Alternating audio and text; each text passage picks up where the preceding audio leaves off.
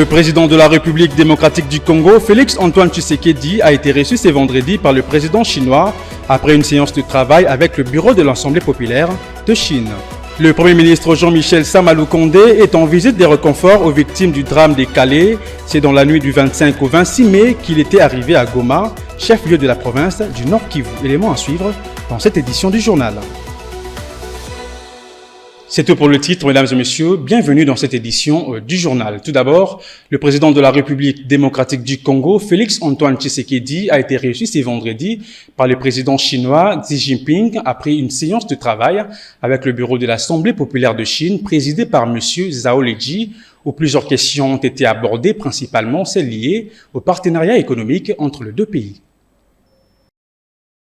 Durant cette visite en Chine, le chef de l'État congolais a déposé une gerbe de fleurs au monument des héros du peuple, en geste qui rend hommage aux héros révolutionnaires chinois, visitant également le musée du Parti communiste chinois. Durant son séjour en Chine, le président Tshisekedi a pris part, aux côtés du président Xi Jinping, à une cérémonie de signature des documents de coopération, a signifié l'importance du renforcement du partenariat économique entre la République démocratique du Congo et la République populaire de Chine. Félix Antoine Tshisekedi Tshilombo a révélé les rôles importants que peut exercer la Chine comme membre permanent et influent du Conseil de sécurité de l'ONU pour amener la paix dans la partie est de la RDC. Faut-il noter que le président congolais séjourne en Chine depuis le mercredi 24 mai 2023. Il a dans sa suite une importante délégation gouvernementale qui prévoit de signature de plusieurs mémorandums d'attente entre la République démocratique du Congo et la République populaire de Chine.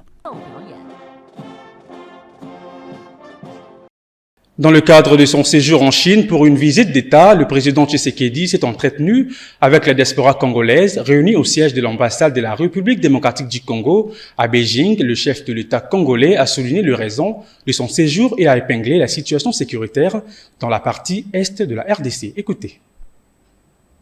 Incapable de sauvegarder notre nation, notre État dans la situation qu'il est maintenant. Mais moi, je crois que les Congolais aiment vraiment leur pays. Il ne nous reste plus qu'à aimer notre prochain, le Congolais. Et je crois que, fort de ces arguments, nous allons pouvoir défier n'importe qui voudrait venir nous diviser ou nous affaiblir. Comptez sur moi, je ne ménagerai aucun effort pour continuer à défendre mon pays et mes compatriotes. Je compte simplement sur votre soutien et aussi évidemment celui de Dieu.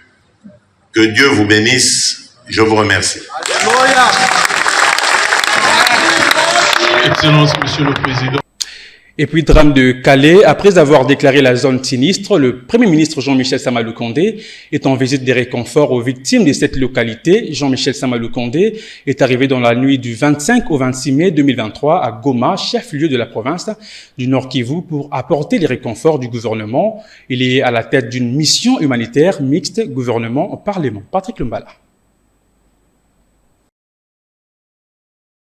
Le chef du gouvernement congolais, Jean-Michel Sama Lukonde, est à la tête de cette mission humanitaire mixte gouvernement-parlement voulue par le président de la République, Félix Antoine Tshisekedi, pour apporter des solutions sociales et sanitaires à la population de cette partie du territoire national, victime des inondations. Du côté des infrastructures, il sera question de mettre à contribution l'OVD et le génie militaire pour accélérer le processus de réouverture de la route nationale numéro 2.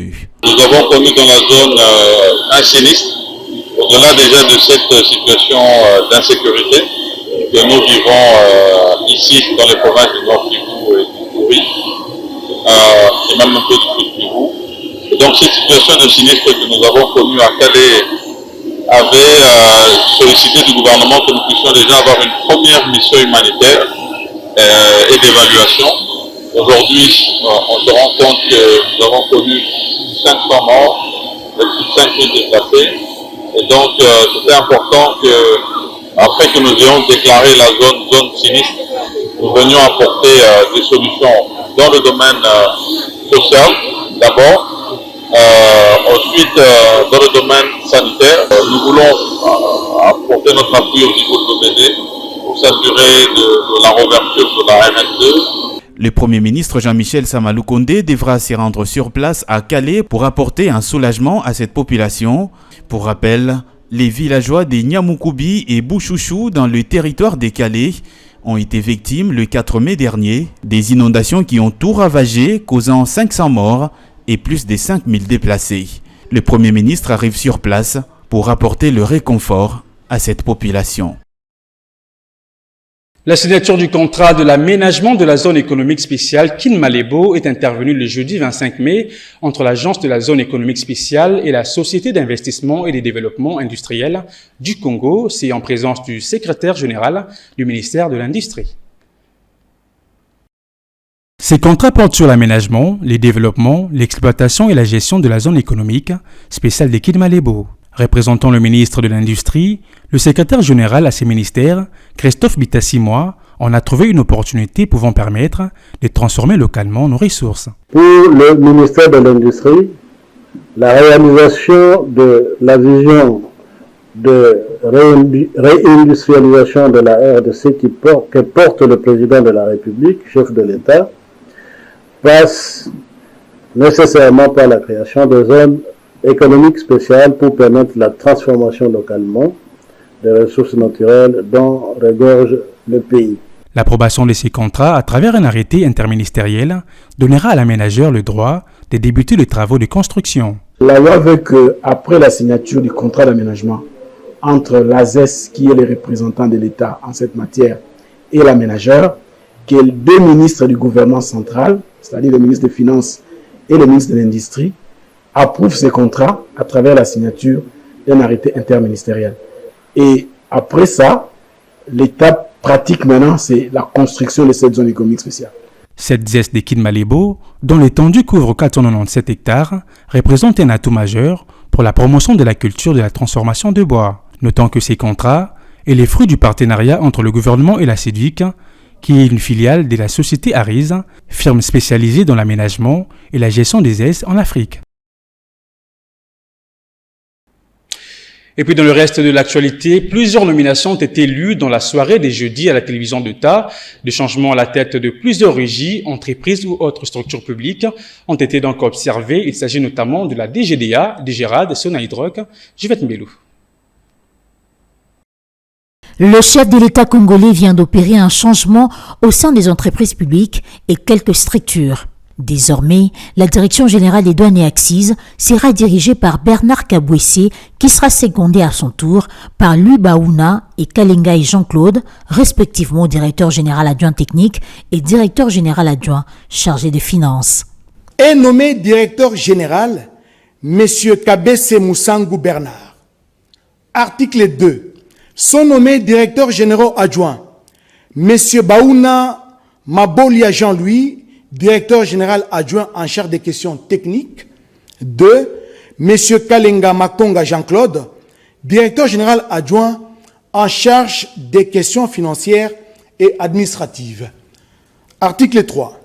Sont abrogées toutes les dispositions antérieures contraires à la présente ordonnance. Boniemé Ekofo, quant à lui, prend la tête de la Direction générale des recettes administratives, judiciaires, domaniales et de participation. Jean Baudouin Maillot a été nommé comme président du conseil d'administration des Sonaïdroc. Ce dernier sera secondé par Nkouba Augustin, directeur général, et Bahati Arlette, directrice générale adjointe. À noter que ce changement concerne également le Fonds national de l'habitat, Total Énergie Marketing, l'Agence congolaise des promotions immobilières, l'Agence pour la promotion et le développement du projet Grand Inga et tant d'autres. Une délégation du Secrétariat national pour le renforcement des capacités, structure rattachée au ministère du Plan, était chez le ministre provincial de l'Intérieur, Gratien Tsakala, pour une séance de travail dans le but d'envisager les mécanismes devant permettre de matérialiser les projets de renforcement des capacités des bourgmestres. C'était le jeudi dans le bureau de travail du ministre. Betty Tanfoumou pour le reportage. L'objectif est de les doter de capacités managériales suffisantes pour gérer au mieux leurs communes, comme le confirmait Gratien Tsakala, ministre provincial de l'Intérieur. Il s'agit de la formation des bourgmestres. Nous avons tenu justement une séance de travail ce jour pour pouvoir envisager des mécanismes de matérialisation de cette démarche. L'objectif, c'est de pouvoir doter au bourgmestre de la ville de Kinshasa des capacités managériales suffisantes pour pouvoir mieux gérer ces entités territoriales décentralisées, et ce, conformément à la vision de son Excellence Félix Antoine Tshisekedi, telle que matérialisée et répercutée par Gentil Ngobila. L'objectif, puisque vous remarquez également dans cette réunion la présence de l'École nationale territoriale, c'est justement de permettre à ces responsables publics de pouvoir maîtriser tous les instruments afférents à la gestion de l'État, à ce niveau le plus basique. Et donc, en plus de ces instruments de gestion de la territoriale, mais également de tous les actes de bonne gouvernance à poser justement pour que ces communes soient perçues autrement et soient dirigées de manière plus professionnelle. Pour les coordonnateurs adjoints du Sénarec, la prochaine étape, c'est la mise en place d'une équipe mixte de travail et que cette équipe sera composée des experts de l'hôtel de ville et du Sénarec. Ensuite interviendra le lancement par les gouverneurs Ngobila de cet atelier de renforcement de capacités, comme l'a souhaité Gracien Ntsakala. Les sit-ins de l'opposition congolaise sur le boulevard du 30 juin n'a connu aucun dégât majeur. Les quelques militants présents n'ont pas pu s'y rapprocher du siège de la CENI, créant de modestes tensions qui ont occasionné une légère paralysie des activités économiques dans cette partie de Kinshasa. C'est vendredi, le bilan officiel fait état de 4 policiers blessés, pas de décès ou blessures du côté de manifestants. Juvette Mbelou et Jérès Loutété. Drapeau à la main, sifflet à la bouche, ces manifestants se sont mobilisés comme un seul homme pour dénoncer ce qu'ils qualifient de processus électoral chaotique en République démocratique du Congo. Arrivés sur le boulevard du 30 juin, les 4 leaders de l'opposition n'ont pas pu atteindre le siège de la Commission électorale nationale indépendante devant lequel ils souhaitaient tenir leur sit-in. Ce, à cause du périmètre sécuritaire placé à quelques mètres de ce site, sur le boulevard du 30 juin. Ils ont quand même pu tenir leur sit-in sous encadrement de la police. Des tensions qui ont été à la base de la paralysie de plusieurs activités économiques dans cette partie de la ville, une situation qui n'a pas laissé indifférent quelques qui l'ont interrogé. Manifester, dire ce qu'on pense de l'administration du pays, c'est un droit, mais je pense qu'il faudrait le faire dans le respect de ces mêmes lois, dans le respect des autres Congolais, parce qu'ils n'ont pas travaillé. Ça, c'est une des conséquences du désordre créé par nos frères qui ont, d'après ce qu'on me dit, manifesté ou fait le sit-in. Je pense que s'ils ont fait ça dans le respect, tranquillement, ces gens-là allaient également ouvrir leur magasin. Moi, je pense qu'il y a déjà un arrêté du gouverneur interdisant des manifestations au niveau du boulevard. Donc la police n'a fait que son travail parce qu'on doit sécuriser les institutions du pays et la ville doit demeurer calme vu les événements du passé que la ville de Kinshasa a connu. A noter qu'un dispositif sécuritaire important a été déployé le long du boulevard. Des véhicules ont été contraints d'emprunter des voies secondaires. Aucun incident majeur n'a été enregistré au cours de ces sit-ins.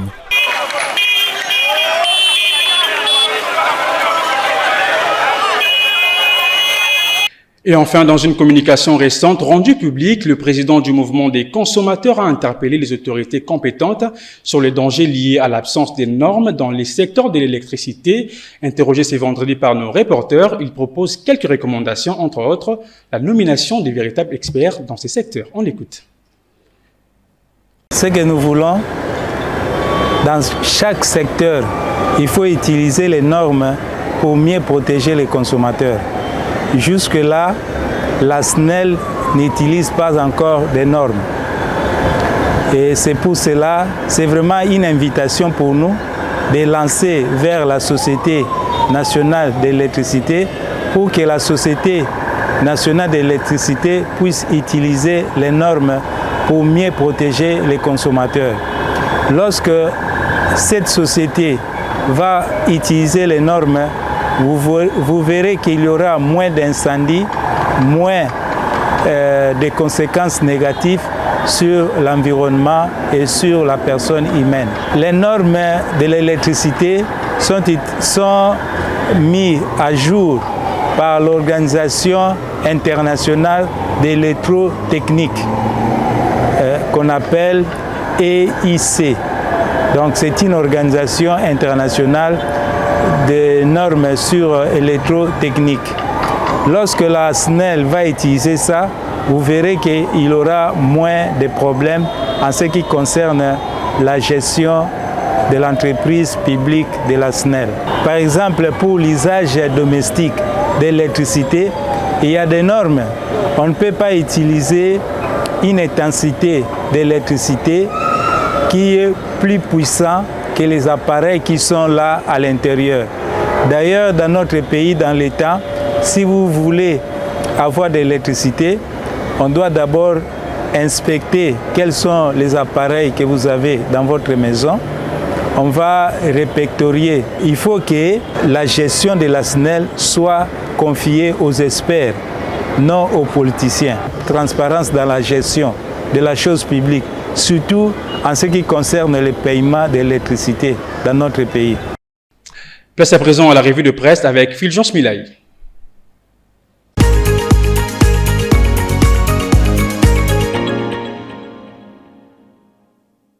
Messieurs et dames, c'est l'heure de la revue de presse sur votre aimable chaîne Ecofin Télévision.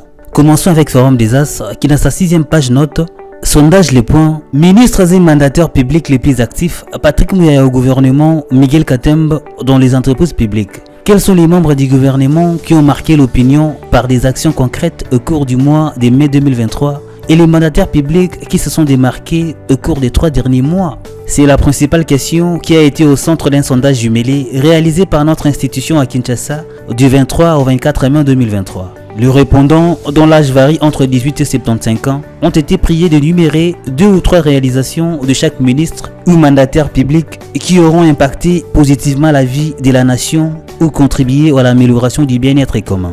Le résultat place Patrick Muyaya Katembwe, ministre de la Communication et Médias, à la première place des membres du gouvernement les plus actifs. Le directeur général de l'autorité de régulation de la sous-traitance dans le secteur privé ARSP, Miguel Katembe Kachal, comme mandataire public les plus actifs. Le journal souligne baromètre du gouvernement. 1. Patrick Muyaya, la présentation de la nouvelle loi sur la presse au Sénat, marquée notamment par la disposition qui érige les droits de réponse en une réparation, ce qui permettra de réduire les plaintes contre les journalistes, la célébration de la 30e journée de la liberté de la presse en collaboration avec les conseils supérieurs de l'audiovisuel et de la communication CESAC, avec la participation remarquable du chef de l'État Félix-Antoine Tshisekedi Tshilombo, la sensibilisation pour la solidarité aux victimes de l'inondation des Kalehe dans la province du Sud Kivu, la participation à la journée de l'Europe au cours de laquelle il a rappelé les valeurs communes partagées entre la République démocratique du Congo et l'Union européenne, et la nécessité pour elle d'agir davantage pour les retours de la paix à l'Est sont entre autres actions qui font du ministre de la Communication et Médias, Patrick Muyaya, le meilleur ministre du mois de mai 2023. Le journal rajoute entreprises publiques. Kachal Miguel, Charles Moudiaï et Junior Mata sur les podiums des meilleurs mandataires publics de la RDC. Le président de l'autorité de régulation de la sous-traitance dans le secteur privé ARSP en sigle, Kachal Miguel Katembe, le directeur général de la Caisse nationale de sécurité sociale CNSS, Charles Moudiaï Kazadi, et le directeur général de la Caisse nationale de sécurité sociale des agents publics de l'État, CNSAP en sigle, Junior Mata, forment le trio des têtes de mandataires publics les plus admirés des Congolais. Selon notre baromètre réalisé du 18 au 19 mai 2023 sur un échantillon de 2000 personnes représentant toutes les couches sociales de la ville-province de Kinshasa. Les podiums, qui n'a rien de surprenant au regard des réalisations des sous-occupants, est complété par Barnabé Mokadi et Sylvie Elengue, directeurs généraux respectivement de la Direction générale des impôts de GI et de la radio-télévision nationale congolaise, la RTNC. 4 critères ont été retenus pour l'évaluation des mandataires publics: l'unité au quotidien de leurs entreprises, impact sur l'économie nationale, innovation et l'image qu'en ont les Congolais.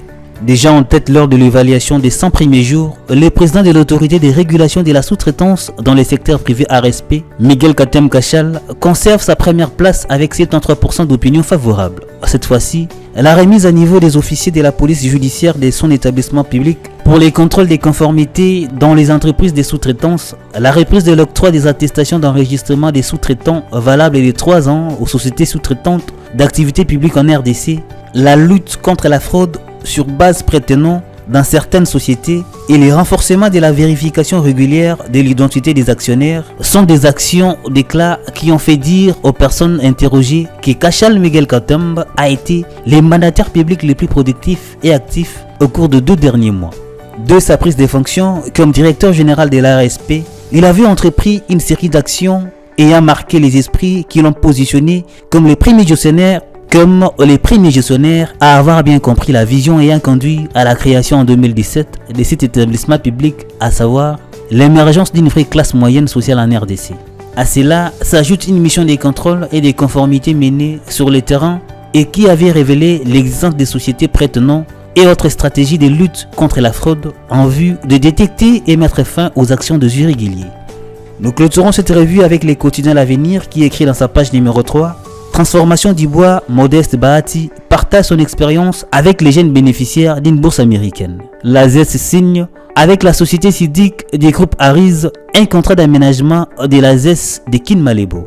Dans le cadre de l'opérationnalisation de la zone économique spéciale de Kinmalebo, située au nord-est de Kinshasa, au bord du fleuve Congo, le contrat d'aménagement de la dite zone qui sera spécialisée dans la transformation du bois a été signé hier dans la capitale congolaise entre les directeurs généraux de l'agence des zones économiques spéciales AZES, Ogi Bolanda et Romain Dienel, administrateur général de la société civique du groupe Ariz. Spécialisé dans les domaines des zones économiques spéciales en Afrique dont les Gabon, le Bénin, le Togo, la Côte d'Ivoire et le Congo-Brazzaville. La signature d'un arrêté interministériel entre le ministère des Finances et de l'Industrie qui permettra à cet aménageur et aux entreprises qui viendront s'y installer constitue la prochaine étape, a fait savoir le directeur général de l'agence des zones économiques spéciales AZES, tout en appelant les services publics concernés par cet arrêté et la Fédération des entreprises du Congo fait consigne d'accompagner ces grands projets. Fin de cette revue de presse, merci de l'avoir suivi et restez suivre Ecofin Télévision.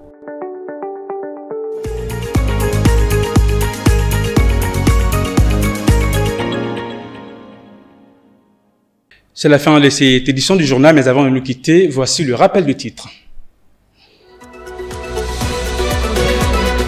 Le président de la République démocratique du Congo, Félix Antoine Tshisekedi, a été reçu ce vendredi par le président chinois après une séance de travail avec le bureau de l'Assemblée populaire de Chine.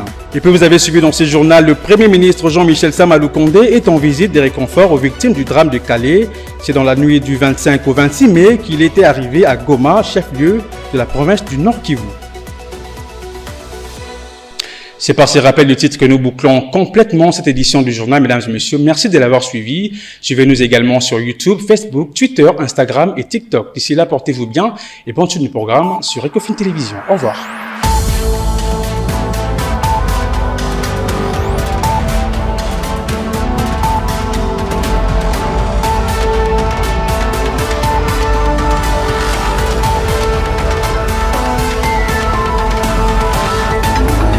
Dans une sphère médiatique, essentiellement tournée vers des contenus généralistes, où l'originalité n'a plus sa place au chapitre, où le secteur de l'économie et finance, pourtant poumon d'un État, sombre dans les oubliettes, voici enfin Ecofin Télévision.